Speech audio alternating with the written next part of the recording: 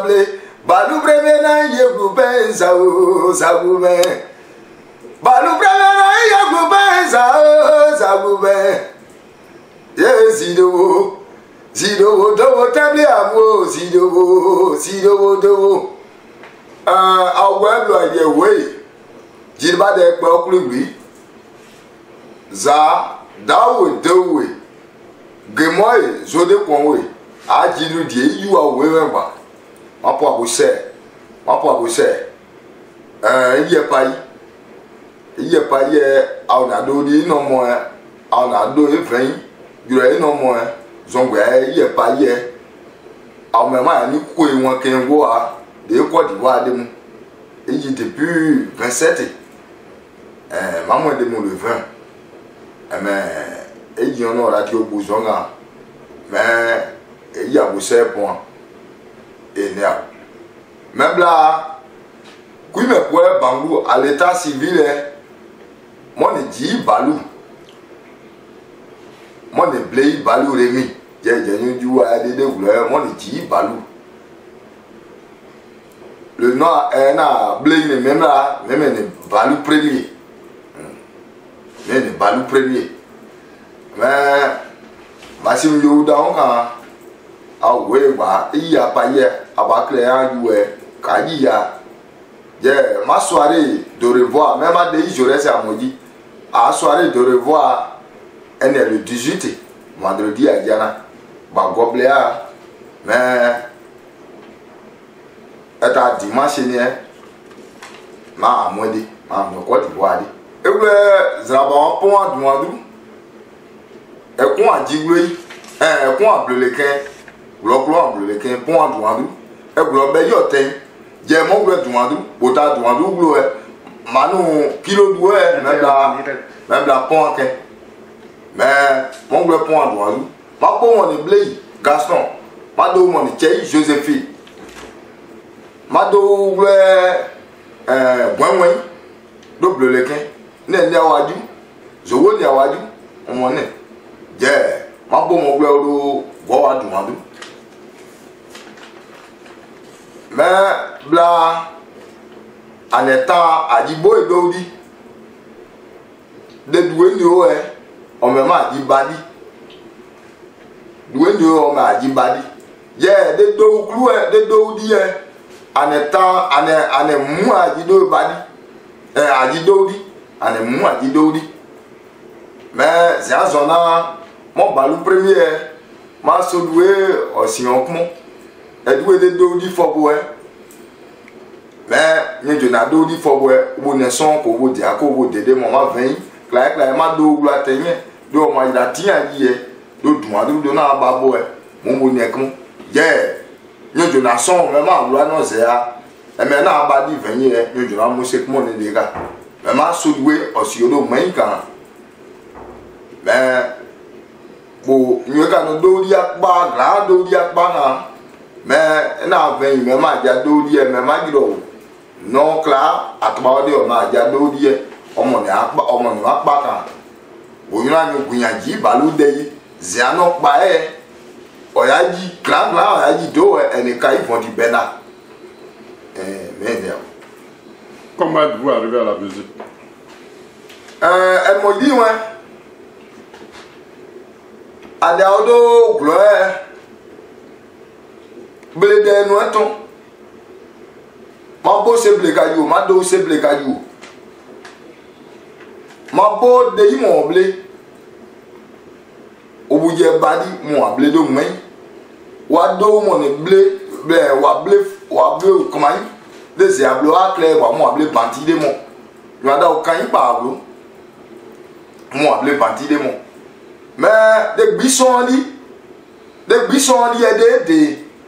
il y a buisson ni on peut pas quand des buissons de né de blé na de douon gaya na on est doué ba ido men bota de client bleu même pas au on a vu dit ma bon blé na ma bon blé do bo ma blé do na je do na ji yi non c'est client comment do non kan bo la ma de kan ba blé wa blé blé bia ka de mo de mo we client de ton na ma boy blé de wa tuma won ka no me zazo boni eble de die eble akonton eble a eso edo okonton ebon de ni odi ana odo glo yo ko eble ke una ya jeni ya duandu ka wa ko ekuru do aboglo bon aduandu na wo duandu e ji balu ni o me tue yo anyina table ke we de ni o won de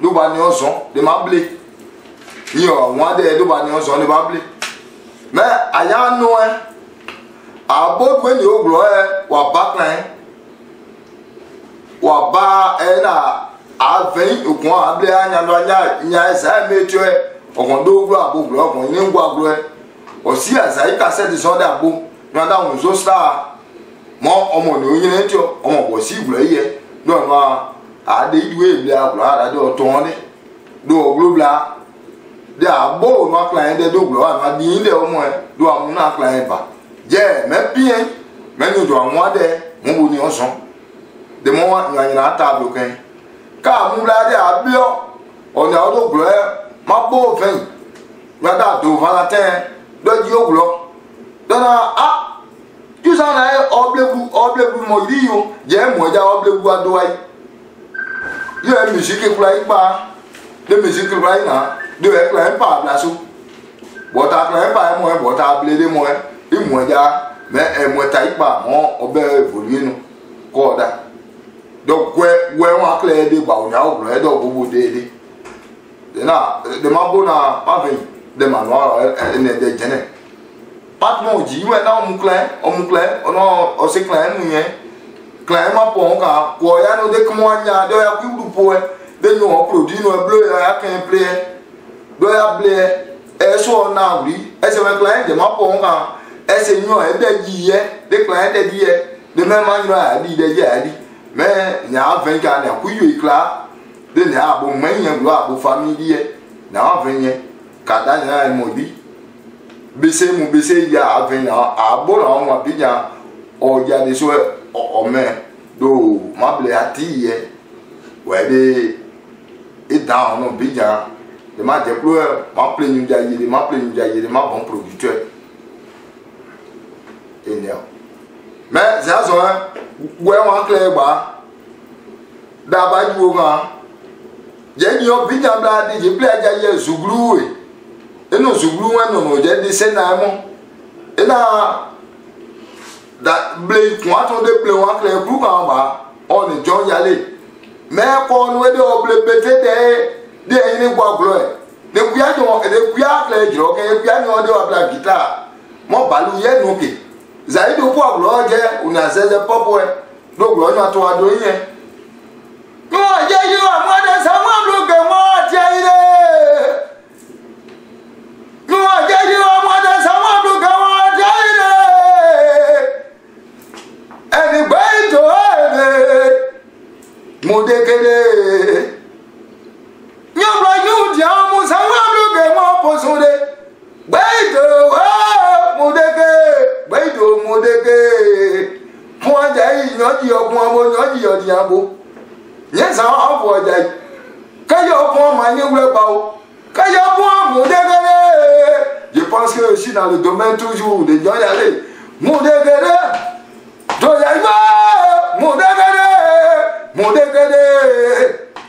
là je suivais un peu la trace un peu de John Yale. Moi, pour moi, le fait qu'il fait ça en BT, il peut faire ça en guerre aussi. Pour qu'on dise que le ZZ Pop là, les guerriers ont pris ça aussi. Voilà, mais maintenant, c'est nanonya. Manyo nyambla isa dodi ba dodi blebla okon odu a mesure de ese nyon dodi ise wuri eble ne je nyon odu a mesure de o se anire même wono no zuglu se na plewlu mono le kile no ese na plewlu egwa le brise de banye tena madi ya buada ye gwa de ble bo ble gwa de ma boy anu nya ye gbogbo en odu won tobla bo ma du eta ma mo ye me be ma de ma boy able nya je ya bun kan zulu de ran we wan won ka no we de yi ogun me Nyayo Zaï, on a un concours organisé, de Vénus, de Yopouin. On a ouais, bah, ou si à cassette, j'en suis, pas de ouais, ou ouais, dit, à vos concours, non. Nous avons Zaï, nous avons premier, on m'a produit, non. Quand nous avons Vénus, là, à moi, Vénus, il y a deuxième. Il y a deuxième, ouais, le voir les bas, le voir les bas. Simon Boson, pas de nous.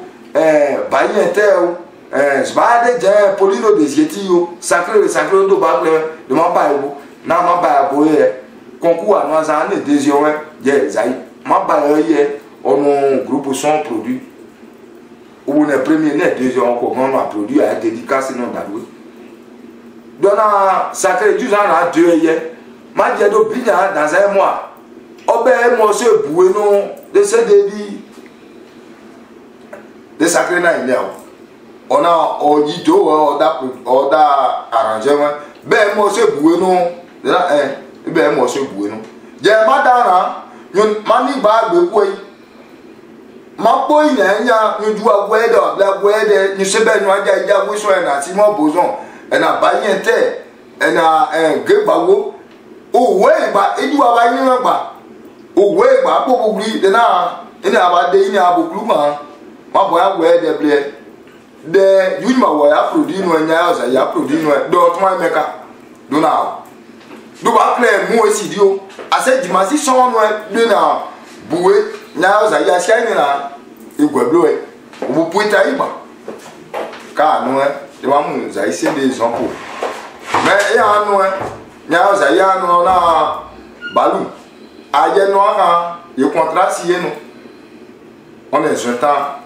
na nwe mabu je mo za o po ku aje ba si yan bi yan zije de po concours je de ça de di o mo de na deuxième na premier produit no de na deuxième ça de na produit no mo bo na so yan place on ma mi signé no na je ta ba vie ma de you je ta da ma no ne atunu nya ne e be su ne no de na ko me ma no ma mu ka se so si ga ma mu ko si de di mais à ouéblo il y a des membres à tout moins ouais des membres à Wisson dernier nous dit mais à tout moi ouais à Wisson à moi blé déjà bon ma tu es et blé nyon de blé mou oulaina kanu kaw gay nyon kanu kaw ese anu ye blé de blé bonyo to do yen bono mo yiro ta je ona apodo na balusi o blé ka e apodo na bono omo ju se pri mu ona balu ade o blé na apo aye do into ese glonyi o subu bo se no no no bo blé e me bota ku blé ye ma de se nai SMN Amuja Zai market no ade auto do yi we ke akunja ye ga ya akunja yi ina ba se da ti o se won ku ni se kan le me nya jo ni ye balu premena ni se kan le me nya jo ni ye boju na ba yo boyo ilatia bo se datie balu premena mo se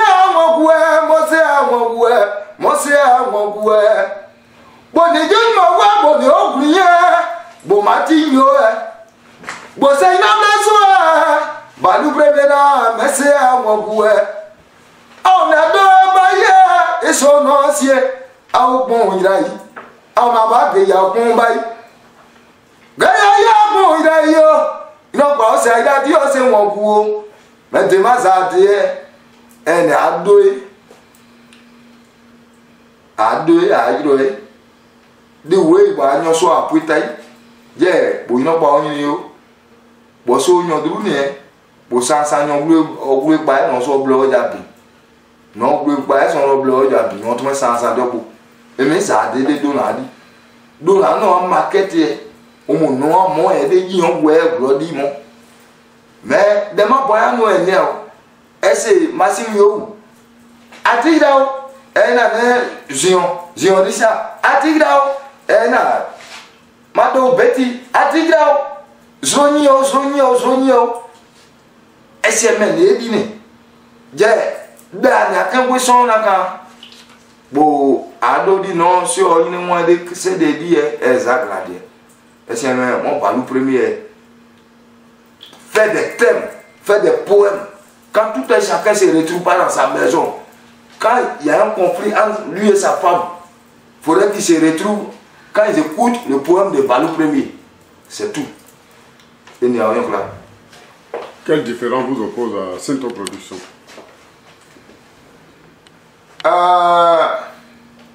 Oui, à moi, d'accord.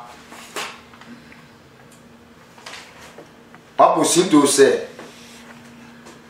Apo nyaye oza ise awaja amwa boni po kruwe nyo sanwe oni magea ibla pia yo wa pa bla je do binya de sena igwe blole kin boje we de nyo gwe gemo we do no produit à moi. À tout le monde est à tout le monde. Ni on moi, ni on voit. Même moi, je suis arabe de faux, ni on voit. J'ai un pays, même un producteur ou un diable. Tiens, il y a un gars, même un producteur, c'est lui. Même un producteur, c'est lui.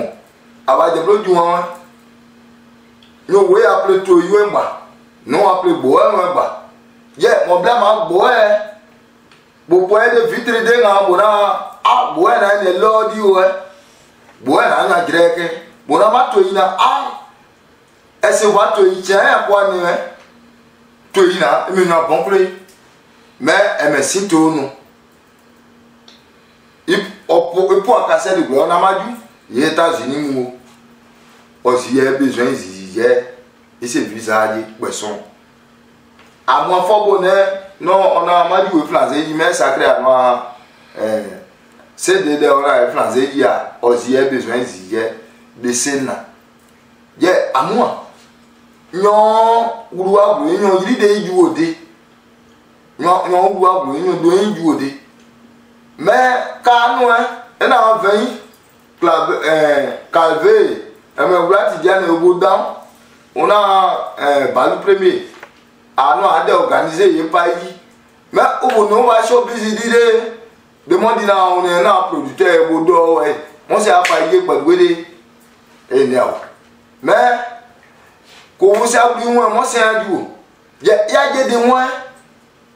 Non, on producteur non c'est un visa pas de et il y a visa m'a dit à traduire. On a pas de visa comme moi payer m'a dit à traduire.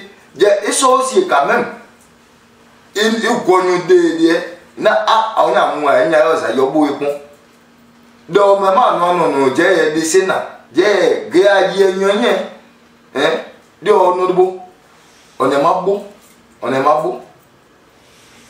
de ome ona da iwe gawe se asei mu glon no français o ya do ajaro na bo okumama de ke Ujo, vote de bois. On a président de Guémon, Ujo de bois. De Daniel, et d'Amant Chayede. D'abord, c'est un mabo, baïlou. N'a pas gagné à Zainaka, nous, mon mabo. De bois de la vie, mon pont, car un noble à au bail. Il y a visa, ouais. Baïa, non, il y a visa, car un noble au bail. Dans la bonne madi. De gwe blon gwede wa maki no adeka no ade boya de gwe blon gwede meza ide de no pa wo ble odo ze ama tai maju za da no ka mo ble tai maju do na o won de son sembla wa de da bai de na abo bai agudo maki di mo je na ma bo de tu awon me ma no na je ogwo e ple de dika du ma je ka nyo po glo ko mo e mu de ma oboya na de oboya so na de kenye de blo amamwa ken de nyu we ma de ma mo we ken jira ko da de na onwe me de du anwe ma no kan de amwe ona balu si aglo ne yi able ana oglo fo bole da che umu me eza yun da mo eza yun e da ma ben una du ba ye o ma ja do ri da mo eza yun abla boucle on bla ja mo de 20h jusqu'à 2h du matin zaye assez wuri mo man assez wuri mo de na ma ben amo po akran se ana ble de sedi ne mais quand bota jiye bo menyu ata bunyu no produire ata rumble de die boti ata kane ata kade e do di de di mais ese arbo ko ya drun ale amado bo ide amure ma bo zai bo mama de ye de ma no balu contrat ne a ni o se jira madame kui me po ba oui toi et moi là où tu m'as levé là il y a un contrat moral en nous. Il n'y a pas de contrat signé. Toi et moi, il y a un contrat moral. Je suis à toi jusqu'à éternellement. Mais moi, à moi, je suis à moi. Et Dieu est beau à moi. Mais à Dieu, je suis à moi. Maman, nous ne sommes pas bien. Nous sommes on ne doit pas être oublié. Mais à moi, tu es à moi. Car nous, à moi, c'est oublié. Nous, maman, à Dieu, c'est oublié. Ya vion di ja quand même ma boya mon photo et de maman vion di ja a mon photo et de on a moi vraiment boya son ne ken bo mo pa yi de ma bon wuri e ma bon mo je de mo ka ni we ka se gwo ene ma bo ji de soirée ye de nya o ye ka na ma producteur nyo we ju won ko me ma mo de ba mo pa yi me dia nyo no se bo ju e wa tme ka so ka ọmọ bo sai zaon ma bo me zaon le ko no do me ma pon photo e do me ma ina ido do do aeroport de do no automation ja photo e mo ma ba igwo blo a le me mo awon we na de nga no so e una oko za ya ni o me za ye bon me do we nyo pa ni mi oni onu gwe blon we produire ba na balu premier mo ne ma ble de dawo data mo de ozide mais ni a même ma boye ni mi o ye ya si ba ken ye ase wi won eni oju e bo to no gbe la o mo ija eni la tournée enfin votre dernière soirée pour le vendredi 18 voilà, comment ça va se passer? Il faut encore inviter toutes les fans pour cette soirée là. Ah, elle m'a dit, elle a un grand frère Oulati Yane, on m'a calvé au down. Le Outma, elle bléa du poisson à un non paille. Elle bléa du poisson à un non paille. Ma doua ou que d'abord, Oulati Yane calvé, ma pour pousser. Non, si a bien eu à dire, même à non soir beau. Gaya boudi ma bobo bo zanja zende mo balu premier bo no pai ba onwe de nyombo bona balu na ogla de pai la de glati jane calve no iriye e segri no ma bo zion richaka beti zion mo ma oni ono nyo pliboke audo ana oda aju na do abapa ya nyo soja da ono agriye ge abu sebo ge moblo aye so de blo aye wo abu sebo me aja katini akanyo atme aja zai soare anwa emu yebo son anwa eme kon desena ye isiana ina venyu no pedre ou no pedre dawe ni obla de la no pedre nyo si abe o zizi je do za de nya enso o se ba glori dans la dion nyo plibo e bo diere eso ede sanje de bo de ita glo mu do yitu ja adia de wono ene aga de sina enya me mapo bu se ma glo ga ke mapo ba ke ase ma ba nyo so ko ba no ne do aka no a balu premier ma de yas ma de sina je ja pota ino nya ka dia mona jide a soirée neno e me wana toy ese bon yen ono glo do ka no a de glo ada oko ahin bobu won de bo de ma do beti jin bo no alo je de bobu e bo won de o de jin ori sai eni a papa me wa po se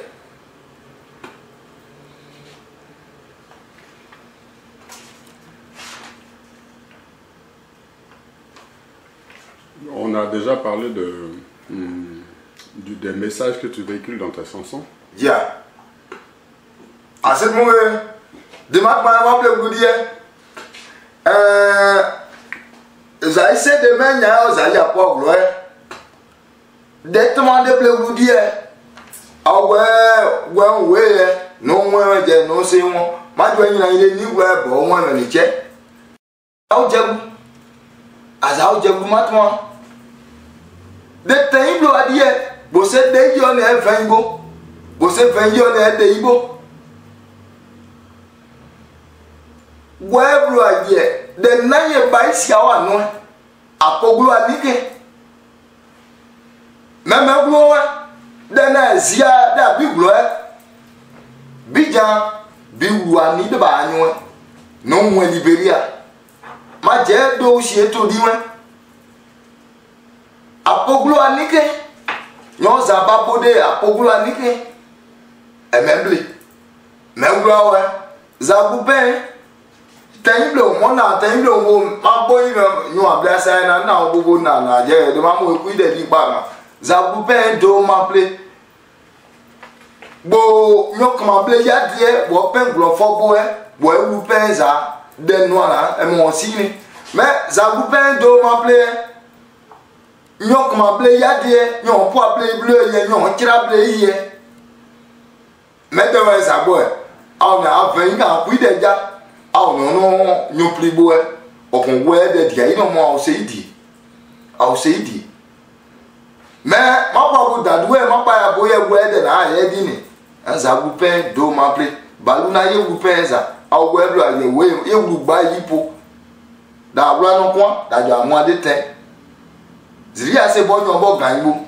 akun balu ma unye bo edeble ene o bon geaji mo ble ya sa de yesia o se bo blae geaji mo je ni o mo ça c'est personnel même là ada artiste na bo tre ana yino ble de yino mu la do na balu ase de na esia zonde ti ana ka esia no ko ma unde mais mamu that's your go body lo do c'est des gens si de là obo do glo na ese be badi ble no ma you se be badi lo kon obo do di ble je no je buri de e gwa glo de ka no ka bru agwa ka zon sia ma ke da dia ye do ade ka bru agwa ka zon sia da dia ye do de ani asode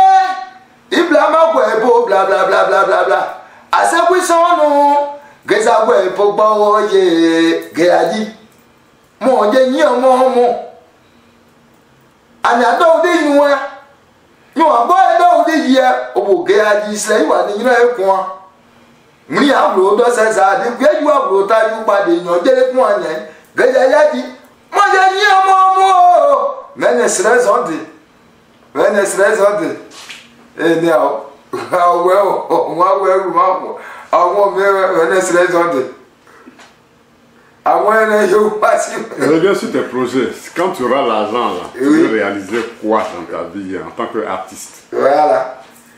Vraiment de way man on comme dit en bas. Beaucoup lié ta gâteau d'abord. Web là toujours je n'en soif de moi on me doit au canon dit baluma ah bon moi ebli Dis pas moi pas dit non faut. Mais bon moi blé moi donc y aller noir là, j'ai des popo noir. Banti, saï, souaï. Adoya blada bien là. Quand on dit au bout d'ailleurs, aimer là, il plaît. Dans way bas. De zones on français, on Canada, dans balou on comble ou on moi pas même ne n'a pas aidé que d'abord de nous soit oui. Mon mairie. Oui, elle met des fois. J'ai de bon manon mon père. De bon manon mon père. Derrière ouais là il est ouais. Johnny Bay, Johnny Kou Glodier ou ouais d'abord. Et bien, même un gros blanc. D'être pas doué, bon, moi. Zion. Des béons, ça bla. Bon, ne puis y bon, gaya pour dire ma boule, bon, tu vas plus éclore, bon, ma yenne t'a gardé. Et c'est des yeux, bon, et c'est des roues gris. Mais bon, le moyen, tu es à nous. Que moi, cavalier. Et non, blé. Et si on a le premier au bas, hein, all the you go way, na bledi, wa bledi.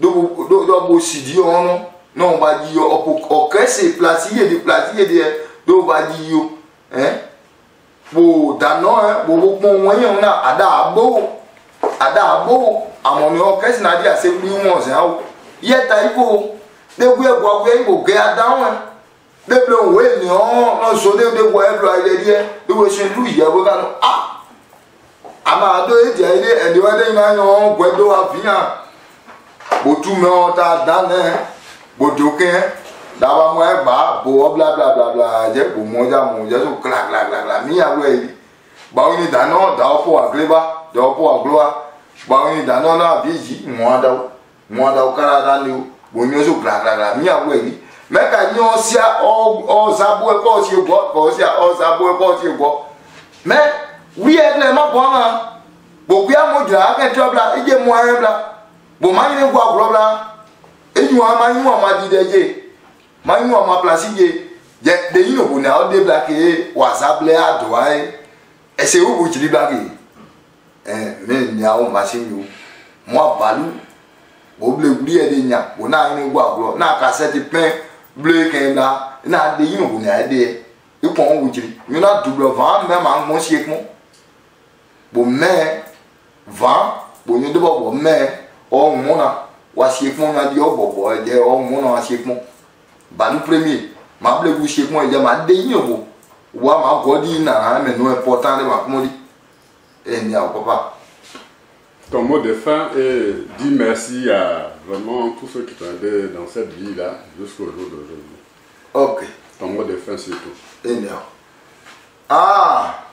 même là yo po able iglo we de nyu we ju bon nous sert pour le macmon dit de boder madé et pour nya yo za ise vous za ici tout c'est yo mo bla de ina po ku do za won we de gba ya si agbo en pa ilo na ji balu da gba omo no a de nyu ju won za e po se on za yin won po se même so si bla awen we kan ba jiba de pe oklubi ono balu adeye da ni o down de ya bu sepu de abutumo wan boni nyo we akma nyo de o na wa fa ne ka o mama de ba nyo we akma nyo de esemene mesek mo gbe onyo we ta ma de kuma ba mesek mo gbe de aba wan de balu nu e ka o se ka nu e ka o de na ba emi ni blei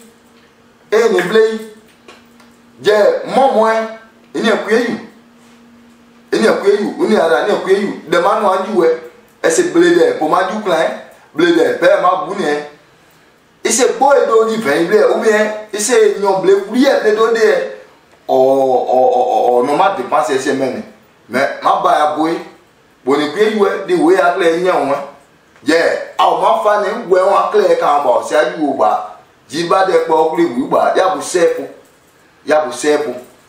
même là dans les obla non français on web le akle dran ama we ni adoy oula bledi do ni on français nada ama we oblo ba yunwe de oblo ba famille de ko ina de gbado gwe de le bun do ba sagwe ena ede we de so me ede e ko do ba no yu bu sepo esemene no akle precede mo bo goble ana mbe ma se de wa akle ye okute no je we de no bo die me kan mebla amwa bo tu zo wa mo bobo ayon pa ila na do no zion risha mo on ma je 20 no ma 20 to ba odede o mo no aju sa dede yakimla da pa ye mo ba ju sa photo o so de dire oja on na no ma de ire mo se problème le je ma do bêtise on jogura ele gemo o se aje pẹ̀lú e de dia we son calvé wula wo jan do blé à bouchon o tayi wa do de ya je gba o blé à bouchon bo da ta mo so vie wada vie ji la depuis où doit m'envoyer wada vie ji e ba yon pa e la bo mu yi e do la balu premier do ada o blessé yeah lo yon c'est des pour gréa do assez e je pa yo e ese ble ya wune eji deji eji bo mu deji eji bo mu deji oh we ba on ma buka nyo bo balu no desa ese taiba kamano na so ese iri ni mo auda na veni yo audu ona a balu na o yara do na oza osun de na ona oza osun ma mo yin won bo ne ble bo ta bon ye ne ma de ma ko so bo ma to na udo yin mais de ma oui ma non ba ici nan tu peux avoir une voix mielleuse moi je n'ai pas une voix mielleuse qui est tout le monde mais faut te soumettre à tes fans c'est ça qui est important hein? Là moi j'aimerais que si Balou premier si je fais un truc qui n'est pas bien j'aimerais que mes fans m'appellent que Balou où tu mets ton pied là-bas n'est pas bien je vais les écouter c'est tout. Gros bisous à tous les ouais. On fait un acapella quand même pour terminer avec eux. Bien sûr. Voilà. Parce que j'ai été le meilleur concepteur 2018. Et j'ai été le meilleur de ma génération aussi. Comment dire 2017. Là, dans ces jours-là, d'abord, j'ai amené une danse. On a fait le zoua, le baya, le zobo. On a fait ça au pays ouais. Mais je pense que ma danse, le zibo dance là, ça a pris. Quand il dit Ayada Baïsa, Baïsa de Gladio de Toamago, Ayada Baïsa, ouais Baïsa de Gladio de Toamago, Ayada Baïsa, Balubra Baïsa de Yo was in Kodia Toamaga. Dieu mis encore. Moi, je vais dire que Daniel Paye, monsieur, mon débat, radio dit, ouais, il y a des lycéens. Ouais, maintenant, le troisième album. Quand je vais quitter à Paris maintenant, je vous promets, d'où un baron, c'est un baron manoir, mais c'est un million de liens. Même moi déboulé. J'ai mes chorégraphes à Abidjan. Moi je ne sais pas danser. On m'entraîne dès qu'il fait le son. C'est ça qui est important. D'où est beau, ça est beau, manoir, mais Seigneur dernier. D'où est beau, ça est beau, manoir, mais Seigneur dernier. Bon, mais d'où vient ta yépa? De beaux sons, et de ma gloire, de ma satisfaction, mais Seigneur dernier. D'où est beau, ça est beau, manoir, mais Seigneur dernier. Fais semblant d'aimer et griffier sur le dos après, c'est ça qu'on appelle l'hypocrisie. Dis ouais, maintenant, hypocrisie de mes sœurs, on te voit. Bonito dit à na, on t'a y donc pas. De bon mois de mon club, bébé, hier, mais ça nous donne, si vous nous. Ça sera le deuxième concept. 2019, c'est ça que la vérité. Voilà. Fais semblant d'aimer son frère, tandis que vous faites tout ensemble, et après, derrière, dit quelque chose d'autre. C'est mieux de lui dire la vérité. Et ça que la vérité. Je vous invite le vendredi 18. Waouh! Je vous invite le vendredi 18. C'est ça que la vérité. Moi, mon fils, je reste. Demain. Ah, il faudrait que je fasse des éclaircissements. Je reste que vous voyez là. Tu sais, quand tu veux évoluer dans la musique là, il faut dire la vérité. Et c'est mon petit frère, c'est l'un de mes devanciers. C'est un grand chrétien. Oh, il a commencé. Il a fait son album avant moi, sincèrement. Venez massivement. On va faire la soirée de revoir. Nous, on prend nos vols le 20. On repart à Côte d'Ivoire. Ah oui, ah oui, bah. Ah oui, ah oui, ah oui, bah moi, bouya, les d'Aouane, ah de vous, ah bien plus gros de vous. Capitale de Côte d'Ivoire, Abidjan. Waouh! Merci à Way Radio. Merci, grand frère. Merci bien. Merci bien. Ciao, ciao.